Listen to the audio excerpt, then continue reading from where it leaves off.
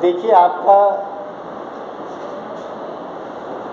Syllabus के अनुसार आपकी जो बुक चल रही है वो सेकंड पेपर की बुक है। 3 एकांकी थी आपके, वो मैंने तीनों आपको बता दी हैं जो कि सेकंड पेपर में थी। और एक नाटक है आपका भीष्म साहनी का, जो आपको मैंने सब कुछ शुरू से लेकर अंत तक पूरा बता दिया। और अब उसकी जो बात चल रही थी कि नाटक के क्वेश्चन, तो नाटक के क्वेश्चनों में जो मैंने कहा था कि इसकी 4-5 क्वेश्चन हैं, उन्हीं में से रिपीट होता रहता है। तो सबसे पहली बात तो क्या, पहला क्वेश्चन तो क्या है कि इस नाटक की तात्विक समीक्षा की जाती है। और तात्विक समीक्षा के अंतर्गत वही पॉइंट है जो आपके फर्स्ट ईयर में आपके कहानी में लिखे हैं, ठीक है। इसमें 2 पॉइंट और आपके बढ़ जाएंगे, एक तो रंगमंचयता बढ़ जाएगा और एक अभिनयता बढ़ जाएगा। समझ रहे हो आप? क्योंकि रंगमंच पे होना जरूरी है, क्योंकि विधा क्या है, नाटक है। और अभिनय, इसका मतलब रंगमंच पर कलाकारी करना जरूरी है। तो 2.6 की जगह आपके 8 हो जाएंगे। और संकलन तरह जो पॉइंट है वो नाटक का नहीं है, ध्यान रखना, वो एकांकी में लिखना है। उसमें अभिनेता भी आप लिख सकते हो, क्योंकि वो भी एक नाटक का एक शॉर्ट रूप है, ठीक है। तो पहला क्वेश्चन आपका तात्विक समीक्षा का है।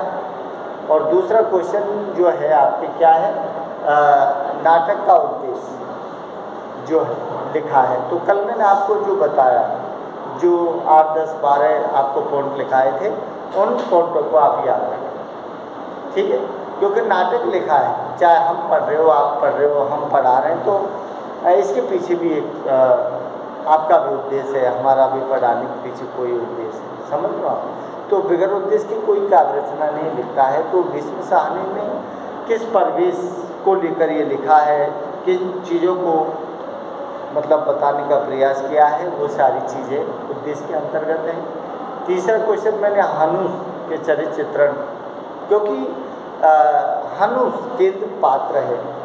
सारी जो भी कहानी है नाटक की, वो सारी हनुष से जुड़ी हुई है। जितने भी पात्र हैं वो सारे हनुष से जुड़े हुए हैं। तो हनुष का अब की बार भी चरित्र चित्रण पूछा था, समझ लो। तो हो सकता है कि नहीं पूछे, तो उसकी जगह कात्या का जो चरित्र चित्रण है ना, जो धर्म पत्नी है हनुष की, उसका चरित्र चित्रण आप याद रखें, ठीक है। और एक क्वेश्चन जो है उसमें यह है कि नाटक की कथा वस्तु जो है उसको आपको ध्यान रखना, ठीक है। तो 3 हो गए आपके। अब जो चौथा क्वेश्चन है आपका वो क्या है,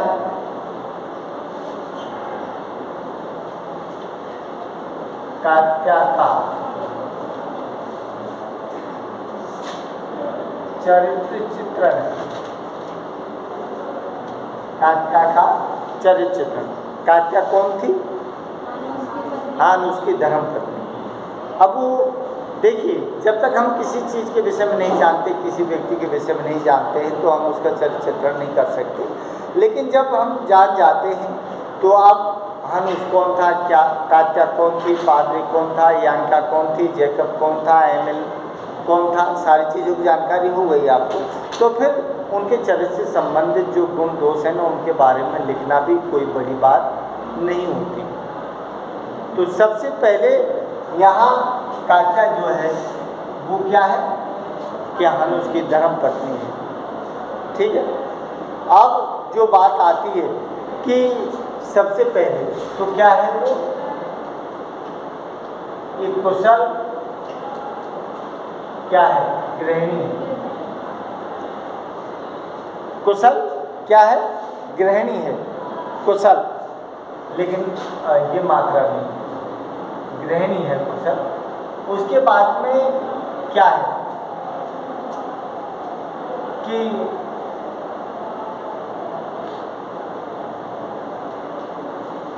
वात्सल्य भाव से पूरित भी है वो। तीसरी क्या है, ताली बनाकर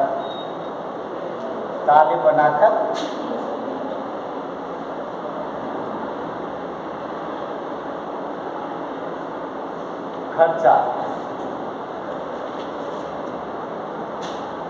ताले बनाकर परिवार को पालने वाली, ऐसे लिखो, परिवार को पालने वाली। चौथा लिख दूं, अपनी जिम्मेदारी,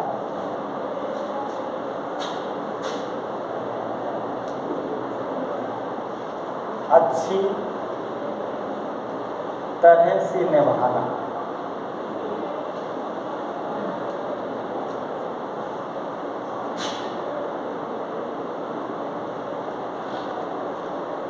ये सारे के सारे क्या है, ये पॉइंट है हानुस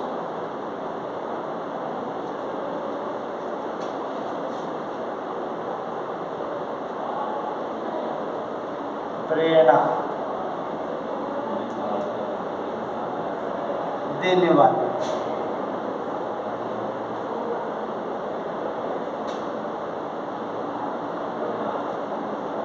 धैर्य,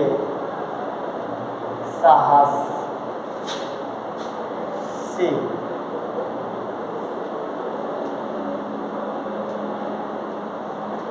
जीने वाली भी है। धैर्य साहस औरत कम रखती है, लेकिन जिस तरह से उसने धैर्य रखा है वो बहुत लंबा पीरियड हो गया है उसका।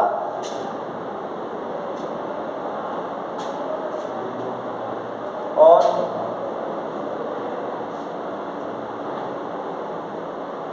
कठोर स्वभाव,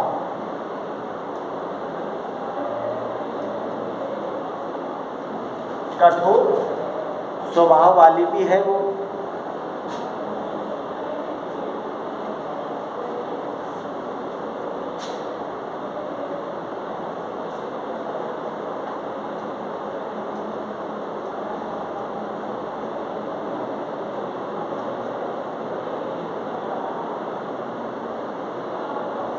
परिस्थितियों से समझौता करने वाली भी है।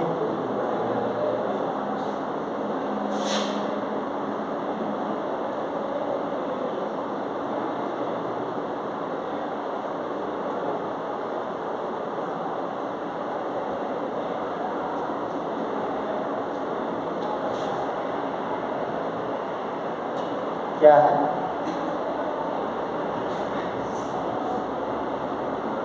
व्यवहार, प्रेम युक्त व्यवहार से भी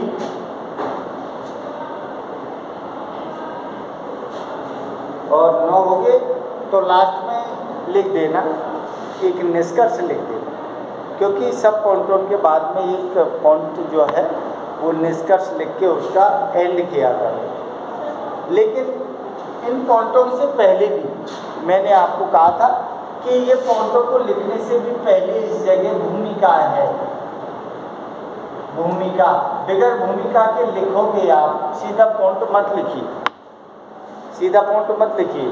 भूमिका जो होती है ना, उस भूमिका को लिखिए। इसका मतलब है कि हानुस नाटक का क्वेश्चन पूछा है तो सबसे पहले हानुस के विषय में बताइए।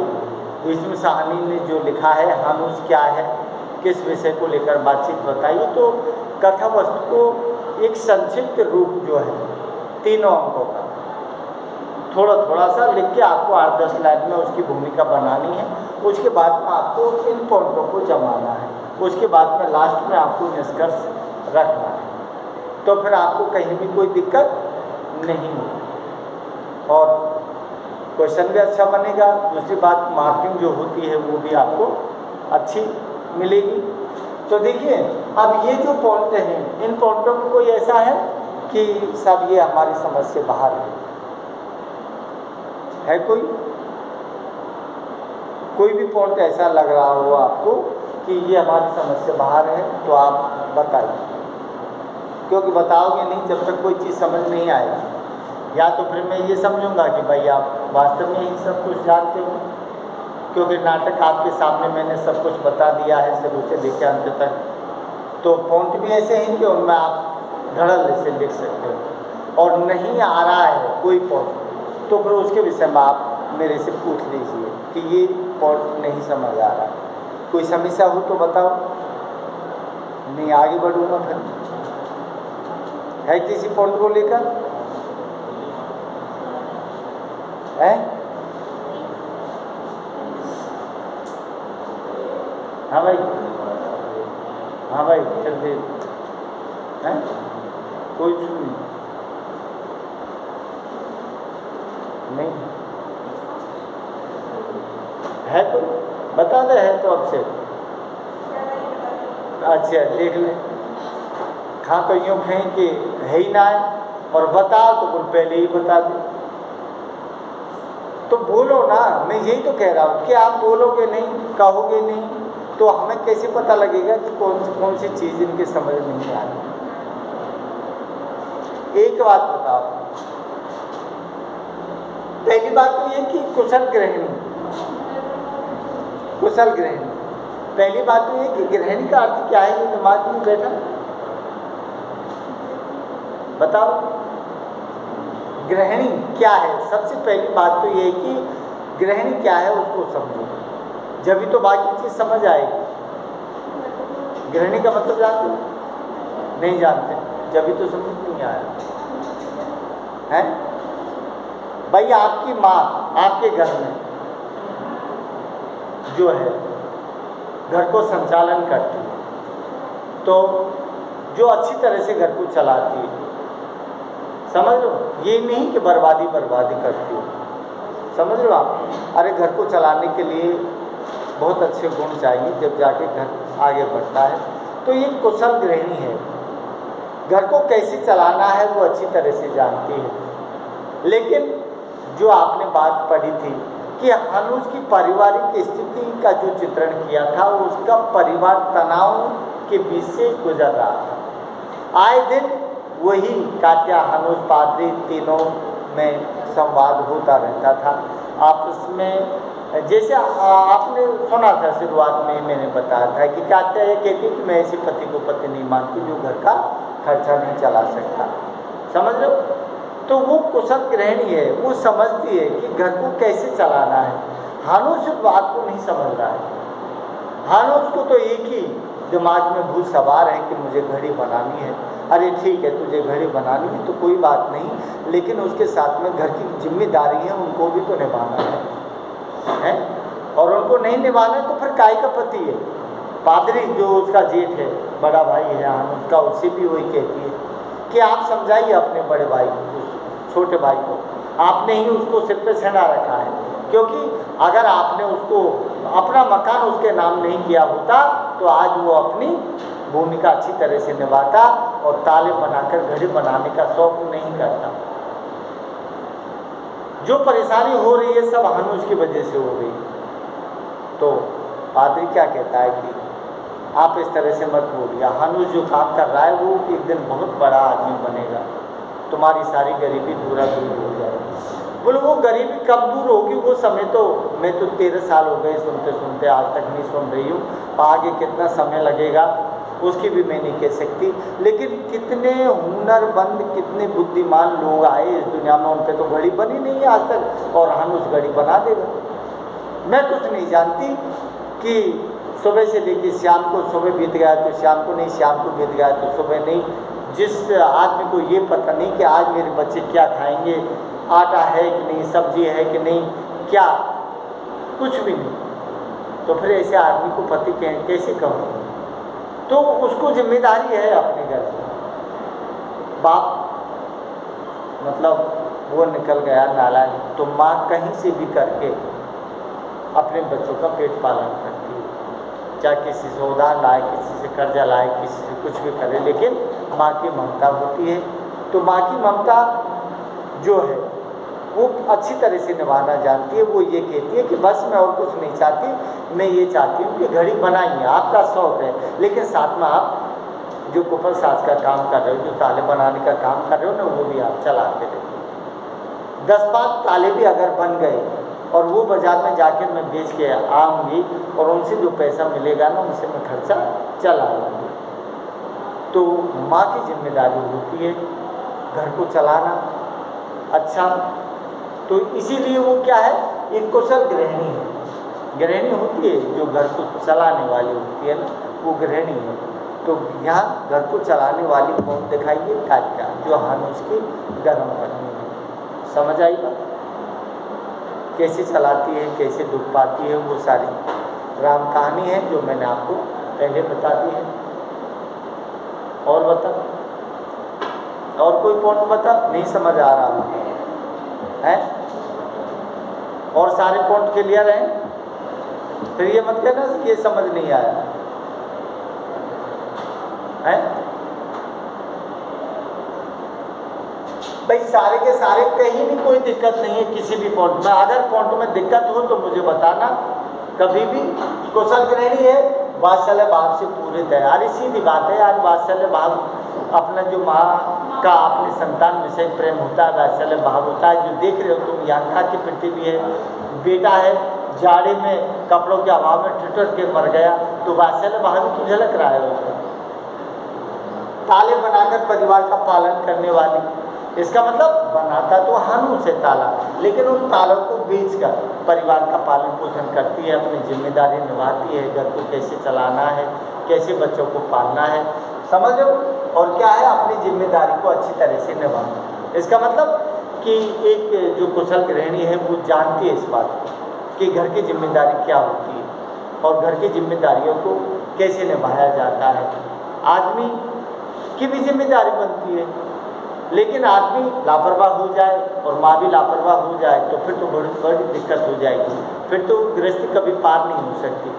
तो एक अलग जाए तो कम से कम एक तो उस गृहस्थी का पालन अच्छी तरह से करे। तो जो जिम्मेदारी होती है एक माँ की, उन जिम्मेदारियों को वो चाहे अपने बेटा, चाहे अपने पति के प्रति है, चाहे अपने बेटा बेटी के प्रति है, उन सारी जिम्मेदारियों को अच्छी तरह से निभाती है। हनुष को प्रेरणा देने वाले, इसका मतलब हनुष को पहले वो थोड़ा सा दोषारोपण करती है। दोषारोपण क्यों करती है? गुस्सा भी आता है क्योंकि बेटा मर गया है, परिवार का खर्चा नहीं चल रहा है, तो गुस्सा भी आता है उसको। लेकिन इसमें क्या दिया है, हनुष को प्रेरणा। लेकिन अंत में जब एमिल जैकब को लेके आता है और ये कहता है कि ये लोहार है, दुकान पे काम किया है, ये घड़ी बनाने में आपकी सहायता करेगा और आप घड़ी भी बनाइए, घड़ी के साथ ताले भी बनाइए और ताले बनाकर फिर कात्या उनको बाजार में बेचकर पैसे मिलेंगे, उससे घर चलाती रहेगी। तो यहाँ हनुष को प्रेरणा मिली किससे? कात्या से। कात्या ने कहा है कि अब आप निश्चिंत रहिए, कोई चिंता नहीं, बस अब कौन आ जाएगा? जैकब, ये इससे मिलकर ताला बनवा लेंगे, आप अपनी घड़ी को आगे काम किए। तो जब भी उसकी प्रेरणा मिली है हनुष को, फिर हनुष ने अपना काम आगे बढ़ाया है और घड़ी बनाई है। धैर्य और साथ से जीने वाली, देखिए धैर्य और साथ हिम्मत जो होती है एक परिवार को चलाने में। गृहस्थी की गाड़ी कैसी चलती है अगाड़ी, क्योंकि दोनों ही उस गाड़ी के क्या होते हैं, दोनों के ही जो कंधे हैं उन पर भार होता है। जैसे गाड़ी का चाहे मोटरसाइकिल हो, चाहे वो 4 व्हीलर हो, चाहे कोई 10 व्हीलर हो, है, लेकिन अगर एक भी टायर पंचर हो गया तो गाड़ी चलेगी? नहीं चलेगी। वही स्थिति होती है गृहस्थी की गाड़ी की, कि गृहस्थी की गाड़ी जब भी चलती है जब दोनों ही सही उस जुए को लेकर चलते हैं, और एक खींचे हड़ाई को और एक खींचे तड़ाई को, तो गाड़ी की 2 फाड़ ना हो जाए, हैं, ये छोरा तलटी जाए, वो चोरी तलटी जाएगी, तो कैसे होगा? फिर बताओ, गृहस्थी नहीं चलेगी। तो यहाँ जो चीज़ दी गई है कि धैर्य साथ से जीने वाली है, हिम्मत नहीं आती है, क्योंकि समझिए आप कि 17 साल हो गए हम उसको घड़ी बनाते बनाते हैं। कोई ऐसी गर्म दलकी सी होती ना तो फेंक काट का मंडल न सारे जा रही मेरे घर तुझे राम, लेकिन उसने 17 साल कितनी हिम्मत और साहस से काम लिया है। लड़ती भी है बीच बीच में, लेकिन ऐसा नहीं है कि लड़ती है तो अपने पति से प्रेम नहीं करती, अपने बेटा बेटी से प्रेम नहीं करती, उपालम भी देती है, उनको ताहना भी मारती है, लेकिन उसके साथ में ही क्या है, धैर्य और साहस भी रखती है। कि पादरी भी कह रहा है, इधर एमएल भी कह रहा है, और लोग भी कह रहे हैं कि घड़ी बनेगी, तुम्हारी गरीबी दूर हो जाएगी, माला माल हो जाएंगे। तो हिम्मत और साहस भी रखती है, और उस हिम्मत और साहस से वो आशा ही जीवन है तो आशा ही जीवन है। तो आशा ही जीवन में तो हनुष ने अपनी ज़िंदगी के 17 साल बिताए हैं और आशा ही जीवन में इसने अपना जीवन 17 साल हनुष के साथ निकाला है, गृहस्थी चलाई है उसने। समझ, कठोर स्वभाव वाली है तो कठोर स्वभाव तो होना ही है भाई। जब आदमी मान लीजिए कुछ काम धाम करता नहीं और एक ही राग और एक ही गीत अल्फातो रहे, अब उसको तो घर में घुसे तो और निकले तो वही हथौड़ी की ठक ठक ठक ठक और खोपड़ी खराब, खोपड़ी दुख है। तुझे और काम नहीं, बीवी बच्चों का ख्याल नहीं, घर परिवार का ख्याल नहीं कि लोग भूखे मर रहे हैं, कि बेटा बेटियों पे कपड़े हैं कि नहीं है, इनकी कुछ आवश्यकता है, वो उनकी ज़रूरतों को पूरा करना नहीं है। तो फिर कठोर स्वभाव हो जाता है पत्नी का। इसीलिए वो पादरी से क्या कहती है कि नहीं मानती हूँ मैं हनुष को पति, क्योंकि पति जैसी कोई बात उसके अंदर नहीं। तो विरोध भी करती है वो, और इतना विरोध नहीं करे तो फिर तो पति भी निरंकुश हो जाए, निरंकुश हो जाएगा तो फिर वो भी गलत रास्ता काम करेगा। लेकिन कठोर प्रेम के साथ कठोर स्वभाव भी होना जरूरी है। तो ये परिस्थितियों से समझौता करने वाली है, परिस्थितियों से। इसका मतलब है कि देखिए कुछ चीज़ ऐसी होती है कि परिस्थिति अनुकूल होती है जब तो कोई बात नहीं, लेकिन परिस्थिति अनुकूल नहीं है, विपरीत है, तो उन परिस्थितियों से समझौता करना सीखना चाहिए, परिस्थितियों से। क्योंकि जब इसको लगा कि हनुष मेरी सुनने वाला नहीं है, हनुष को एक ही भूत सवार है घड़ी बनाने का, बच्चा मर गया उसके लिए कपड़े नहीं आए, हम मर जाए हमारे मतलब जेवर तक बिक गए, काका के कपड़े बिक गए, हम उसके कोई फर्क नहीं पड़ा। तो उसने फिर परिस्थितियों से समझौता किया और एमिल के कहने पर जैकब को रखा और जैकब से ताले बनवाकर फिर अपने घर का खर्चा चलाया, परिस्थितियों को समझा और समझौता किया उनसे। और ठीक है भाई, अब तू घड़ी बना और जब तक जिंदा रहे जब तक काम कर, मुझे कोई दिक्कत नहीं। क्या करें, आदमी परिस्थितियों से समझौता भी करना पड़ता है। प्रेम युक्त व्यवहार, प्रेम, इसका मतलब कठोरता भी थी, लेकिन ऐसा भी नहीं है कि कठोरता ही कठोरता थी, उसके अंदर प्रेम भी था। क्योंकि एक माँ है जो यांका की माँ तो है ही, कम से कम उसका भाई जो बचपन में मर गया था यांका का, उसकी भी माँ है। और दूसरी की तरफ क्या है कि पति है, तो पति के प्रति भी कठोरता तो थी, लेकिन कठोरता में एक मधुरता भी थी, तो प्रेम भी था। तो उस प्रेम और उस मधुरता के कारण, क्योंकि कहते हैं कि एक आदमी के विकास में और आदमी के जो विकास होता है ना, उसमें एक बहुत बड़ा हाथ होता है औरत।